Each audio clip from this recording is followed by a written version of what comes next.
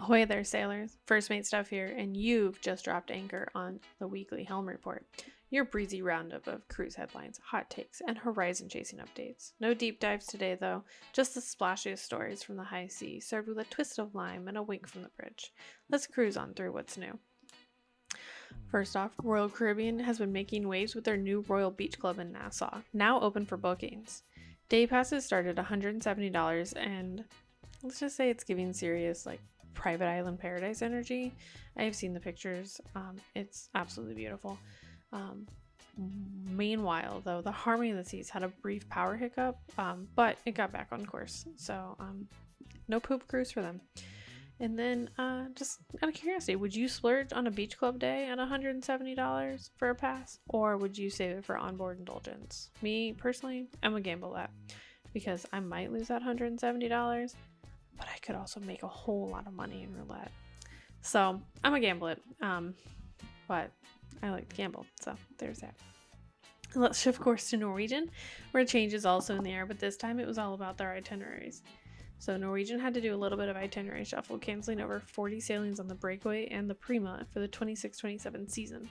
But in order to make up for it, I guess kind of, Norwegian Aqua is now teasing their hybrid water slide roller coaster.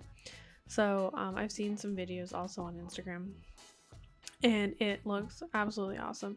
So it's one of those ships that I really want to get on. I haven't been on Norwegian in a few years. Just because their pricing seemingly went up, and so I haven't had a chance to really get on there, but I really want to get on that soon because it looks awesome, and I know that Captain Dan would absolutely love the water slide roller coaster. So the next headline everybody heard about, I can almost guarantee it, but it hit like a distress call on open waters. Because it was a distress call on open waters. So an overboard rescue. It made international waves. Everybody heard about it last Sunday on the Disney Dream. They had a real life man overboard. In fact, it was 2 people went overboard. Initially, it was a 5-year-old girl fell overboard after she was climbing while her parents played shuffleboard. Her dad jumped in after her. I am happy to say they were both rescued safely. So they are both healthy, alive. They got checked out when they got back to land. They were on their way back to Fort Lauderdale at the end of their cruise. So thank you to the crew and their swift action. Because of that, like I said, they were both rescued safely, but a very, very, very, very powerful reminder that safety is always first on anything you do. So whether you are a child or a child at heart, please make sure that you're not climbing on the decks, not acting like you're going to jump off, you're not climbing on your balcony, you're not standing on chairs by your balcony edge. Be safe. The sea is unforgiving, so let's keep everybody healthy and alive and enjoying their vacations. So let's pivot from courage at the sea to expansion behind the seas. So MSC has been lining up some really cool and bold moves on their end. So first off, the MSC Sinfonia is stepping in for the Lyrica in South America. So they're taking the Lyrica out, they're putting the Sinfonia in instead. But even bigger news is the Seascape is prepping for her Galveston debut this fall, so that's really, really big news for MSC. They don't have a ship in Galveston. This will be their first time coming out of there. I think that Texas will be really surprised and really happy with the beautiful ships that they have and the affordability of MSC. So I've been on the Seascape, I've been on the Seashore, I've been on the Seaside. Love them. They're great. I absolutely love them. They're a great value for what it is. I cannot be happier. We go on them all the time. So very, very, very excited for Texas to give that a shot. Plus, very exciting, there are whispers of MSC building megaships even bigger than Royal's Icon class. So I'm really, really excited for that because I haven't been able to get on the Icon of the Sea, and we have the Star of the Sea coming out. And both I really want to do, but they're just right now a little bit out of my price range. But I think that it would be awesome to give them a shot, see what it's like. I love the way that they're set up. I've watched so many videos on them. So if MSC is going to create mega ships even bigger, oh, I can't wait. I booked the World America 2 years in advance, and I have 2 months to go, and I cannot wait. So So up next, let's talk about a cruise line that's always bringing old style. Virgin Voyage is adding more than just flair this week though. So the Brilliant Lady has just announced that they are going to have a brand new restaurant on board. So it's going to be Rojo by Razzle Dazzle. Razzle Dazzle is usually their more vegetarian vegan option. So now they're going to have Rojo, which is going to be serving up bold Spanish flavors on the northeastern itineraries. So I won't see that if I get to go on it when it's coming out of Miami, but I think it would be probably pretty tasty, and I'm wondering if we're going to see when it moves to Miami, if we're going to see like a different menu come out and a different name for that restaurant. We'll see. I think it would be really cool if they did that. And then also, if you're sailing anytime on Virgin soon, fleet-wide, keep an eye out. So Gun Bay, which is the Korean barbecue, which is one of my favorites, and it's Captain Dan's absolute favorite restaurant on the Virgin ships. They are coming out with a fresh new menu. So I'm really excited to get back on Virgin again. One, to be on Virgin, but two, to check out Gun Bay, like see what the new menu is, see what they have. And they also have some new entertainment lineups. So I know in August they have like a comedy fest that's going on, both out of Miami, and then they have one out of the UK. So I think they're trying to kind of mix things up, and I think that'll be really cool. But the question is, for those who have cruised Virgin, even those who haven't, would you cruise Virgin for the food, the flair, or the hell of a party on Scarlet Night? Because what a party! It's great. I have so many Scarlet Night outfits because every time I have to get a new one because I always think I need to beat the last one. So it's great party. Highly recommend.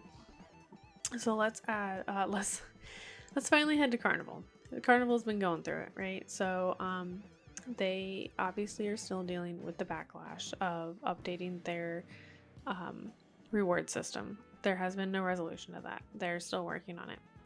But now they've introduced new rules, or they're enforcing their rules better, I guess is a better way to put it. So they've introduced stricter curfews for minors. They've banned handheld fans, so like the clicky clacky fans are no longer allowed because I guess people were making a lot of TikToks and they were annoying the shit out of people.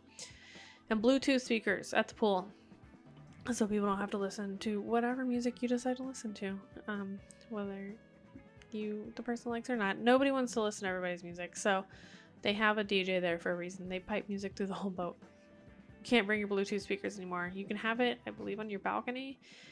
You just can't have it in public areas, from what I was reading. They've also reinforced a zero tolerance policy for marijuana. So even if it's legal in your state, it is not legal on in U.S. maritime law. So leave it at home. You cannot bring it on board. If you bring it on board and you bring it back, now you're trafficking into the country, and that's also not great. So just leave it at home. You don't need it. It's fine.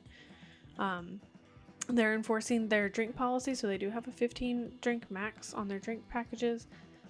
If you are absolutely just schmammered and they see that, and let's say you're at drink 10, they will cut you off now. They're trying to cut down on the reputation that they have received and move away from party cruise, I believe, to more of like a family cruise. So they're trying to hone that back in. Now, I will say that the big controversy comes is that they are phasing out some music in the clubs and from the DJs and stuff. Unfortunately, like there's guests that do feel targeted because apparently it's been a lot of hip hop, R&B, rap that they are phasing out. So there's definitely demographics there that are feeling a certain way about it because they feel like they're being targeted for that. So Carnival is saying that it is about the safety and enhancing the guest experience, but it's definitely sparked a big debate. So I'm just curious, would these changes make you feel more secure on board, or do they throw off your cruise groove? Do you not really care? Like, it is what it is. I think that'll be very interesting. But good news on Carnival, so they do have their celebration key opening up really soon. And then the one thing that they have been doing right, apparently per their big fans, is they had switched from Coke to Pepsi. And people were upsetty spaghetti, to say the least. So now they have switched back to Coca-Cola products. People are super excited for that. So I guess cheers to that. So, I mean, I think that it'll be interesting to see what comes, because now they've got a couple of things that have upset the cruise community. And that's not a community you want to upset. So we'll see what happens there. So now for your ship tip of the week. So a couple of things, or I guess one thing really. If your cruise includes a private island, check the map of the private island before you splurge on the extras. So cabanas and everything are really cool. But sometimes the best view is just under a palm tree with a drink, and that can be totally free. So if you're kind of worried about trying to be money conscious or whatever, there are opportunities to save money there. And then of course, not every hidden gem is marked on a map. So that's where having a seasoned navigator does come in. So if you're thinking about booking your next cruise, let me help chart your perfect course. So book through Starboard Sunshine Vacations, where dream sailing gets the VIP treatment minus the stress. So I take care of the mess and the stress, and you just get to enjoy your vacation. Just say the word and I'll help you find your sea legs. So that is a wrap on this week's Helm Report. Until we drop anchor again, keep your sunscreen strong, your playlist salty, wishing you calm seas and clear skies.